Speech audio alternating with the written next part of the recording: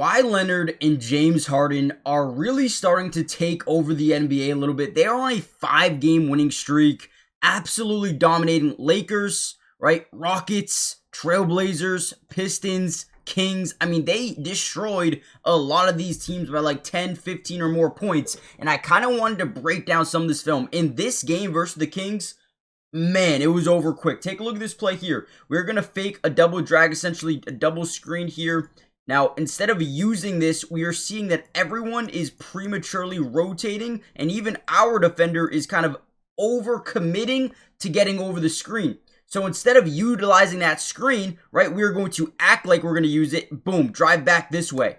Now, because we've got James Harden in the strong side corner, we also have Chris Dunn in the weak side corner. Not a great shooter. Most likely, if we play this right, you're going to get weak side rotation. But DeMar DeRozan is not someone we're nervous about in terms of being able to block a shot at the rim, especially if it's Kawhi Leonard. So as we fake the screens, right, go left instead. Look at Brook Lopez, right, kind of clears out, gets in front of the big man, does not allow his rotation to the paint. Now, last line defense is DeMar DeRozan, and Kawhi is able to get an easy finish here at the basket. Beautiful job. Now, in this game specifically, guys, Kawhi Leonard went off. I mean, 33 points.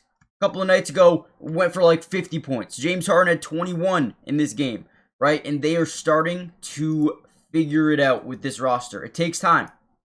Now, before we dive in, I want you guys to comment down below right now. Is this team good enough to make the playoffs? Yes or no? If not, what do they need to do or add to the roster? Let's dive in to some film. Take a look at this play. Kawhi is going to find Giannis. Giannis is going to go and set up what we call a DHO with James Harden. Okay, so essentially what this means is as he gets over here, we're going to set an away screen with John Collins. Now, usually what people do is they will go over this thing and even go over the DHO. Okay. But in this case, we don't do that. We allow our guy to get the screen. We go underneath and we're going to wrap this thing around and allow our screener to re-screen the chasing or trailing Dennis Schroeder. So as the screen takes place, we're going to, again, hand it off. We're going to go set the screen. We're going to react to the big man who takes his first step backwards. I always do that. And then, boom, pull up, no hesitation three.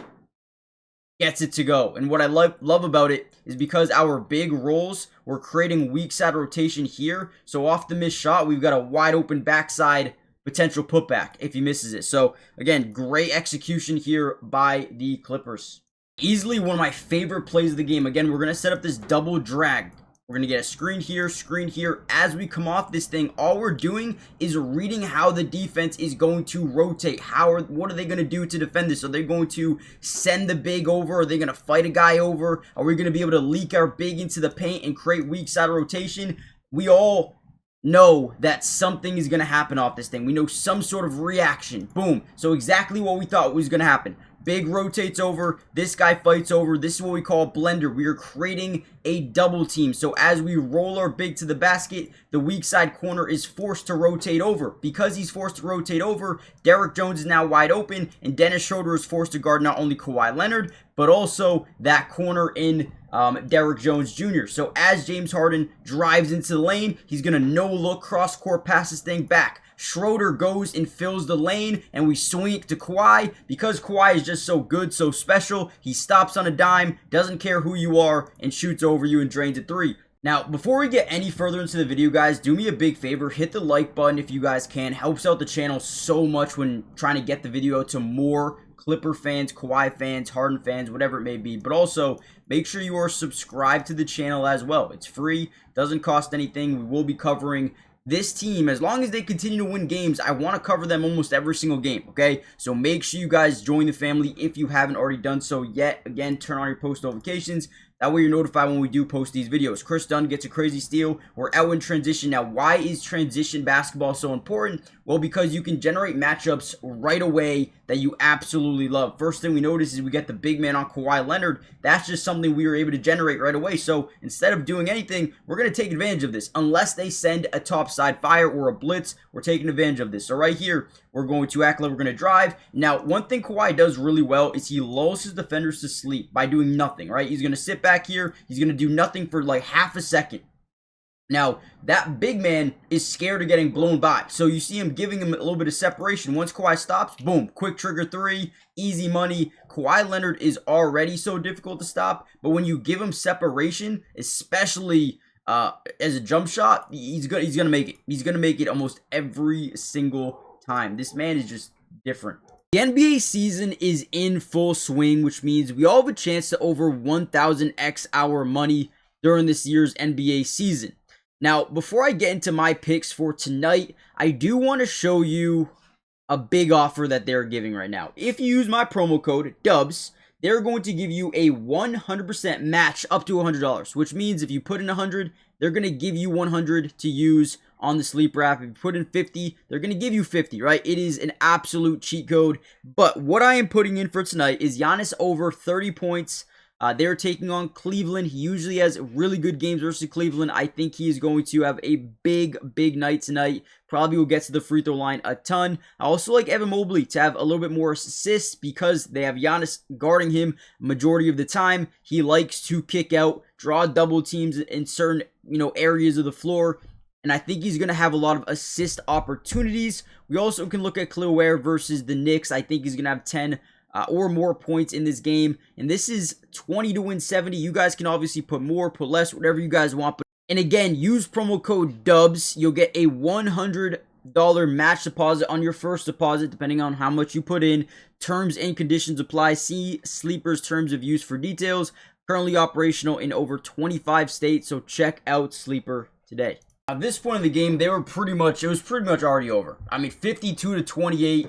Once again, Kawhi bring the ball up here in transition. Look how much attention he garners in transition. 1, 2, 3 guys all playing the gaps around him, making sure that he can't go anywhere. But still, he does so. Once these guys start to go back to where they need to be defensively, we are going to drive to the inside. We're going to draw that fire, which essentially is just a double team from the top of the key. And then once that happens, we are going to just spray this thing out. Once we see this guy now commit, right, we got a triple team here on Kawhi Leonard. We know we've got 2 guys open. If they've got 3 guys on me, 2 guys are wide open, right? So we spray it to the top, and Chris Dunn gets a standalone 3, and he drains it. Great job by Kawhi once again, understanding where the rotation is coming from, but more importantly, knowing where his teammates are going to be on this play for an easy 3. Again, if his teammates were able to consistently drain 3s, I feel like this team would be top tier. I mean, they allowed 90 points last night. Defense was definitely not a problem. All right, here we go again. Now we're going to get this DHO. Same thing as before. Remember, John Collins sets that screen. We're going to come off this thing quickly. Last time we went underneath, but this time we're going to go over. Okay? This time we're going to go over. We're going to engage in this high screen, which essentially is going to create this 2-on-1 opportunity. We know this trailing defender does not want to switch on to Brook Lopez. That's the last thing he wants to do. This guy has to rotate over because if he doesn't, we get a free lane to the basket, right? So he's going to rotate. He's going to fight over. We're going to roll Brook Lopez to the basket, and we're going to force, or actually, just kidding. I lied. That's not what we're going to do. We're going to pop Brook Lopez out to the three-point line. Okay, now it forces DeMar DeRozan to be in a really tough spot where he's got to cover that corner, but also Brook Lopez. So boom, we create the double team, and look at DeMar DeRozan. He has no idea what to do. He's supposed to already be in the middle of both those guys, so that way he can get to either quickly. Kind of is a little bit late to do so. We behind the back over to Brook Lopez, and now boom, because we got to the opposite side of the floor and we overloaded this side of the floor, now you have a legit 2-on-1 opportunity. And you just make the right read, and you get an open shot. Boom, we kick it, late rotation, John Collins, open 3. Whenever you have James Harden and Kawhi Leonard on your team, you're going to create a lot of those opportunities, which ultimately is going to give your team a ton of wide open 3-point opportunities. So last night, they were 14 of 38. Not bad. They shot about 37% from 3. That is not bad at all. Kawhi had 5. Chris Dunn had 2, Brook Lopez had 2, John Collins had 2, right? James Harden only had 1. But that is how it's done, man. Listen, I know they are 11 and 21, but it's early enough where I could see them going on a run and winning a lot of games. I don't know if they can make playoffs, but you got some games coming up that you got to win. And they had a lot of games this year that they needed to win. They didn't, man. They're losing streaks that they've been on this year are horrendous. 1, 2, 3, 4, 5, 6, 7, 8, 9, 10. 1-10 in this stretch. 2-13 there. 3-6. No, 3-17. Oh my lord, yeah. They need help, and they need to start winning games now. So we're gonna end the video here. Game was over. It's like 60-30. Make sure you hit the like button, subscribe to the channel, join the family, turn on post notifications, and I'll see you guys in the next one. Peace.